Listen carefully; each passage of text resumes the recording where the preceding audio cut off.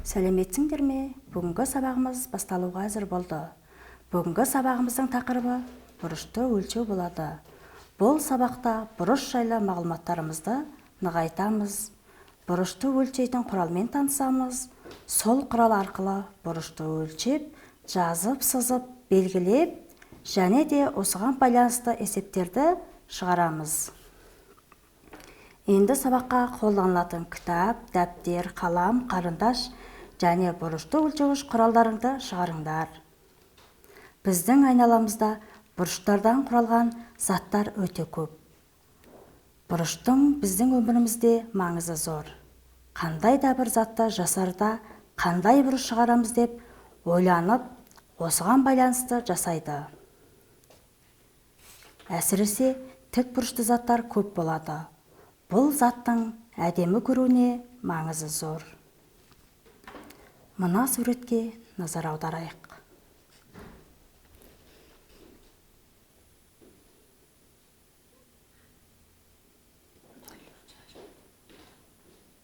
Терезе үлкен ашылған екен. Осы терезеден мол мөлшерде таза ауа кіріп тұр. Терезені ашу арқылы бөлме ауасын тазартып тұрамыз. Олай болса, мұнда қандай бұрыш пайда болды?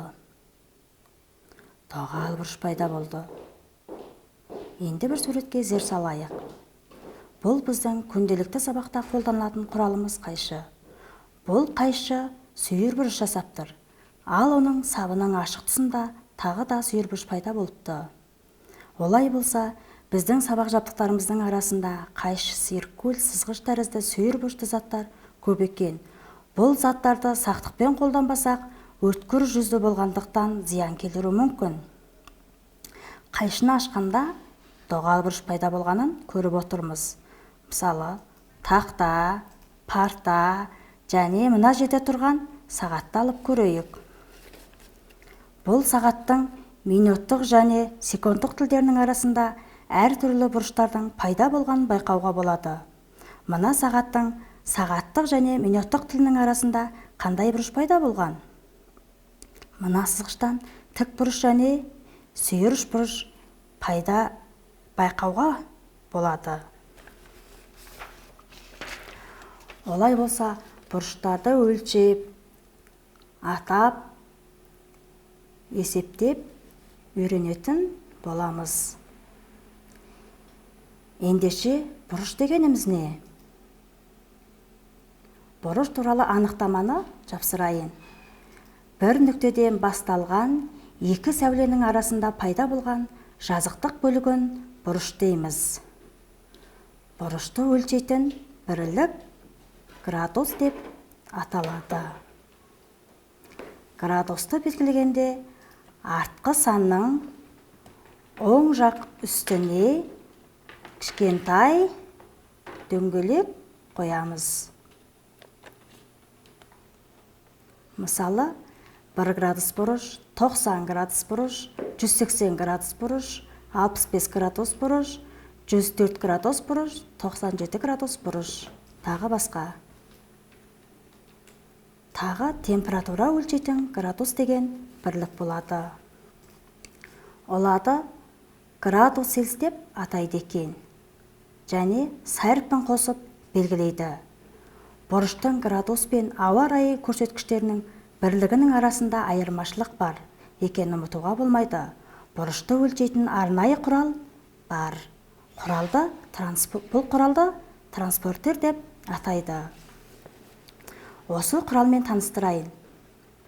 Бір құралдың мына жерде тұрған кішкентай нүктесін транспортердің орта нүктесі немесе кіндігі деп атайды. Ал сыртында көрсетілген мына бір тұрақты сандарды транспортердің көрсеткіштер деп атайды. Осы көрсеткіштер 0-ден 180-ге дейін көрсетілген еді. Және ішкі жағында 0-дан 180-ге дейін көрсетілген. Неліктен бұлайша екі сан жазылған айта кетсек, бұрыштың қолдың оң жағынан бастап өлшейтін болса, оң қол тұсындағы 0 саннан бастап өлшейді.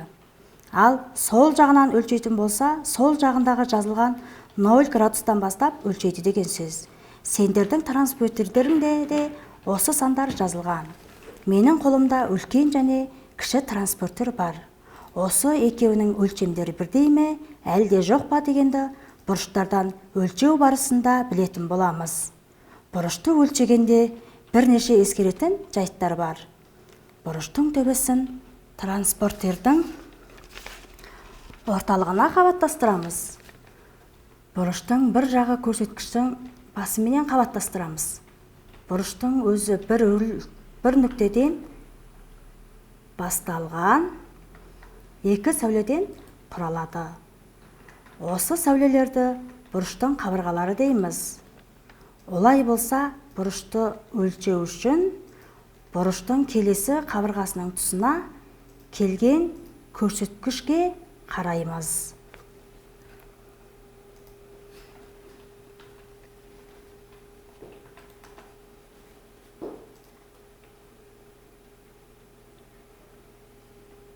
Осылай бұрышты өлшей алатын болдық. Тік бұрышты үшбұрыш екенін айтқан болатынбыз. Олай болса, осы бір тік бұрышты пайдалана отырып, бір бұрыш сызайық. Бұрыштың төбесін белгілейік. Екі сәуленің бір нүктесін басталған сәулені мына жерге, енді бір сәулені мына жерге сызайық. Бір нүктеден басталған екі сәуледен құралғандықтан меңзер сілтейік. Бұрыштың басына нүкте қоямыз. Осы тікбұрышты өлшеу үшін транспортерді пайдаланамыз. Алдымен транспортердің кіндігін бұрыштың төбесіне қабаттастырамыз. Бұрыштың бір қабырғасын көрсеткіштің бір жағымен қабаттастыруға тиістіміз. Осылай қабаттастырғаннан кейін ішкі жағындағы саннан бастап қарасақ, 90 градус деген санға келіп тіреліп тұр. Яғни бұл 90 градус деген сөз. Оны осылай белгілейміз. Демек бұл бұрыш 90 градус екен. Енді осы бұрышты әріппен белгілеп оқиық.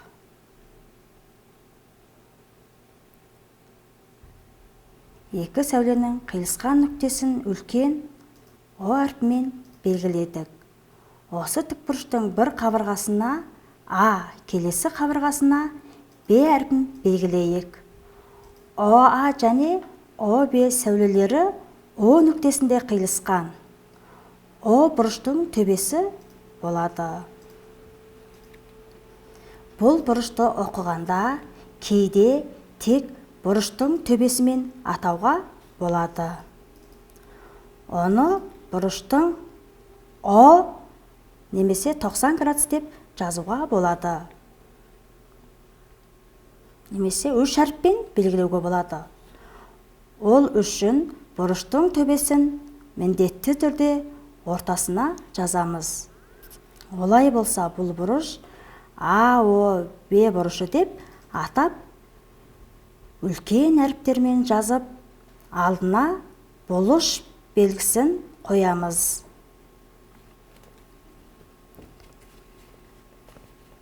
АОБ 90 градус.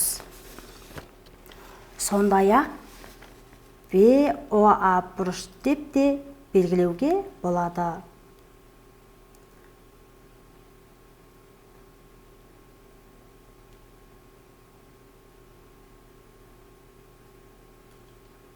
Осылайша бұрыштарды үш түрде оқуға болады екен. Егер тік бұрыш 90 градус болса, жазыңқы бұрыш қанша градус болатынын көрейік. Жазыңқы бұрыш екі тік бұрыштың қосындысына тең. Яғни бір тік бұрыш 90 градус, екінші тік бұрышта 90 градус. Бұл екеуінің қосындысы 180 градус деген сөз. Расымен де бұл 180 градус па дегенді транспортер арқылы тексеріп көрейік.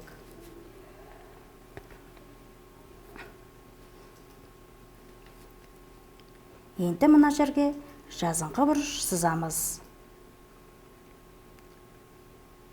жазыңқы бұрыштың бір сәулесін мына жаққа, енді бір сәулесін келесі жаққа сызайық.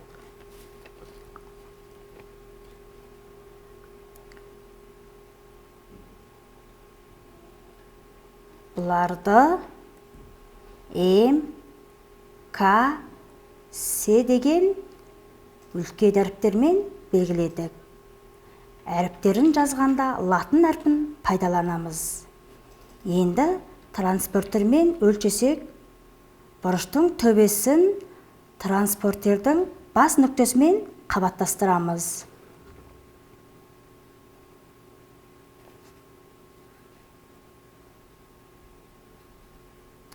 Транспортердің кіндігімен басқа саннан бастап келесі басындағы санға дейін қарасақ, 180 градус екенін дәлелдедік.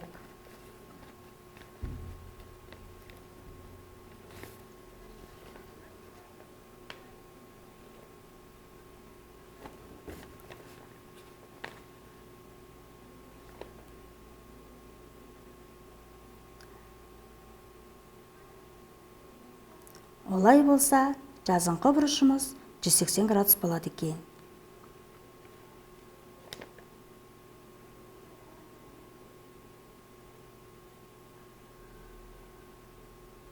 Ендеше, сүйір бұрыш пен тік бұрыштың айырмашылығы қандай? Оны анықтау оқиық.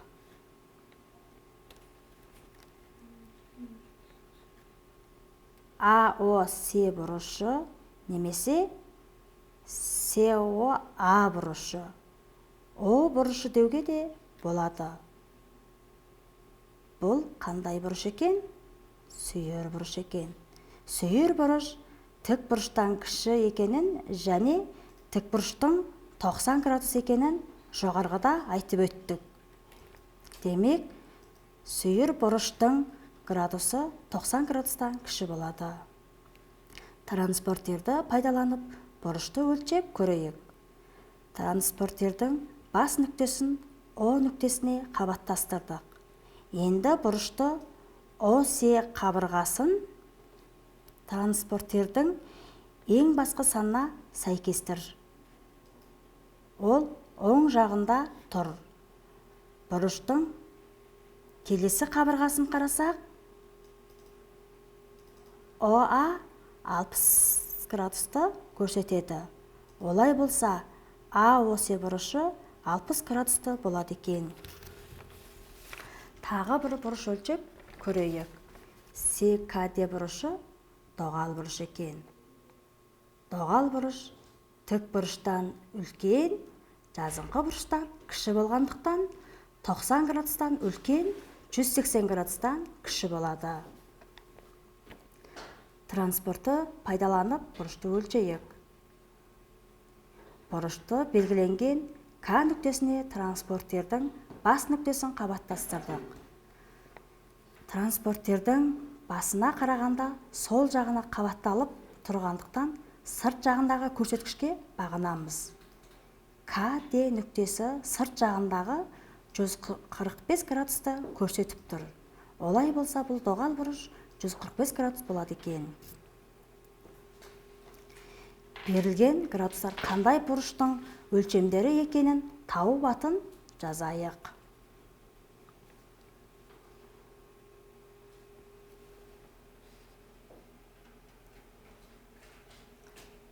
«90 градус қандай бұрыш?» Тік бұрыш. 104 градус қандай бұрыш? Доғал бұрыш. 65 градус қандай бұрыш? Сүйір бұрыш. 180 градус қандай бұрыш? Жазыңқы бұрыш екен.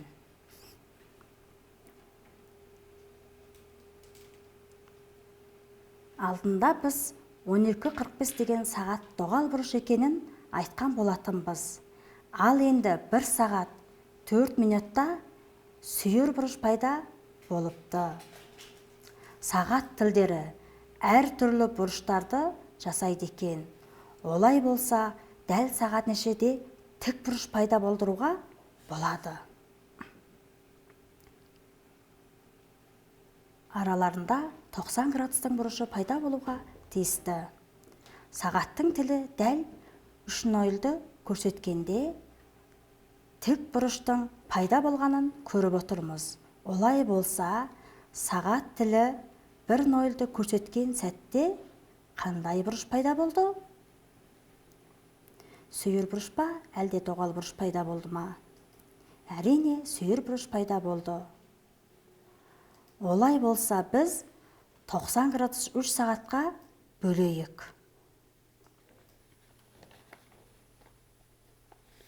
Жауабы 30 градус шығады.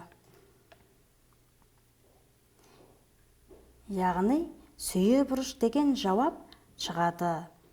Осы тәрізді доғал және жазыңқы бұрыштар қай сағатта пайда болатында көруге болады.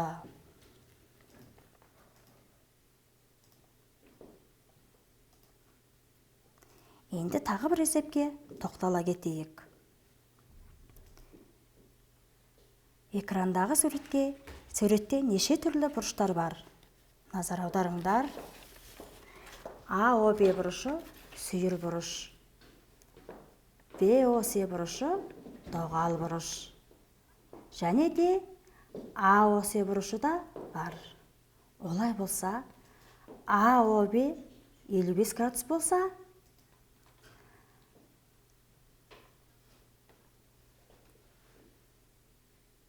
АОС неше градус болады? ВОС неше градус? Әрине, АОС жазыңқы бұрыш болғандықтан 180 градус. ВОС қанша градус болатындығын қалай табуға болады?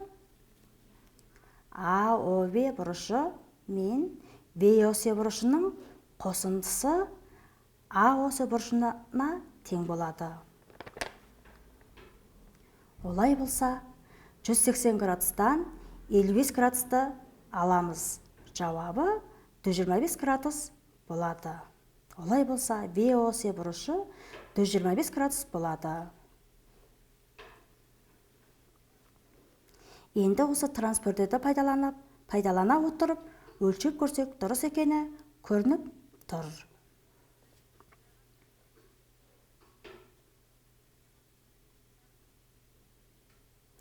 Осылай біз бұрыштың градус табу үшін осы екі амалдың қайсысын да пайдалануға болады екен. Біз үлкен және кіші сызғыштың бұрыш өлшемдері бірдей ме дегенді алдында айтқан болатынбыз. Енді осы екі сызғыштың қабаттастырып көрейік. 90 градустық бұрыш дәл қабаттасып тұр. Олай болса, сызғыштың үлкен кішісіне байланысты емес екенін дәлелденді. Транспортер өлшемдері үлкен транспортер өлшеу сендердің қолданып жүрген кішкентай транспортер мен өлшеу екеуінің ешқандай айырмашылығы жоқ. Олай болса, біз өзімізде бар транспортермен бұрыштарды өлшеуге болатынын біліп алдық. Бүгінгі сабағымызда өткен сабақтарды еске түсіп, бұрышты өлшеуге байланысты сабақтарымызды пысықтадық. Олай болса, бұрышты өлшейтін құралды транспортер дейді екенбіз, бұрышты өлшейтін бірлікті градус дейді екенбіз. Тағы градусты қалай белгілеуді үйреніп алдық. Бұлардың сыртында тік бұрыш 90 градус болады, жазыңқы бұрыш 180 градус, сүйір бұрыш тік бұрыштан кіші болғандықтан, яғни 90 градустан кіші өлшемде болады екен. Доғал бұрыш тік бұрыштан үлкен, жазыңқы бұрыштан кіші өлшемде болғандықтан, бұл екеуінің арасындағы өлшемде болады. Үй тапсырма. Өздеріңнің кітап, дәптер және үш бұрышты сызғыштарының бұрыштарының өлшемдерін жазыңдар. Бұның сыртында 1 сағат, 2 сағат, 3 сағат, 4 сағат деген сияқты 12 сағатқа дейінгі сағаттық, минуттық, секундтық тілдерінің арасындағы қандай бұрыш пайда болғанын өлшеп жазыңдар. Бүгінгі сабаққа белсене қатысқан оқушыларға рахмет, сау болыңдар.